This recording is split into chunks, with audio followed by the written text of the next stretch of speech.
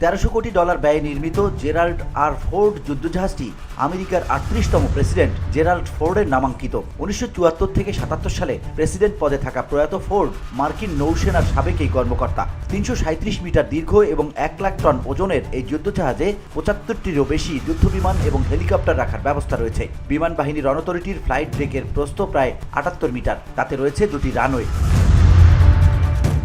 2005 সালের আগস্টে এই যুদ্ধজাহাজ নির্মাণ নিয়ে আলোচনা এবং নকশা তৈরি শুরু হয়। নিউপোর্ট নিউজ শিপ বিল্ডিং কোম্পানিকে দেয়া হয় ফোর্ড গোত্রের প্রথম বিমানবাহী যুদ্ধজাহাজ নির্মাণের টেন্ডার। 2009-এর গোড়ায় শুরু হওয়ার পরে 4 বছরেরও বেশি সময় ধরে চলেছিল ইউএসএস জেরাল্ড ফোর্ড নির্মাণের কাজ। 2013 সালের অক্টোবরে প্রথম পানিতে ভাসে বিশালাকৃতির এই যুদ্ধজাহাজ। দীর্ঘ সি ট্রায়াল পর্বের পরে 2015 সালে ফোর্ডে অস্ত্রসম্ভার বসানোর কাজ শেষ হয়। 2017 সালের অক্টোবরে এই যুদ্ধজাহাজকে আনুষ্ঠানিকভাবে আমেরিকার নৌবাহিনীর হাতে তুলে দেন তৎকালীন প্রেসিডেন্ট ডোনাল্ড ট্রাম্প। 50-এর দশকে তৈরি বিমানবাহী যুদ্ধজাহাজ ইউএসএস এন্টারপ্রাইজ 2012 সালের ডিসেম্বরে মার্কিন নৌবাহিনী থেকে অবসর নিয়েছিল।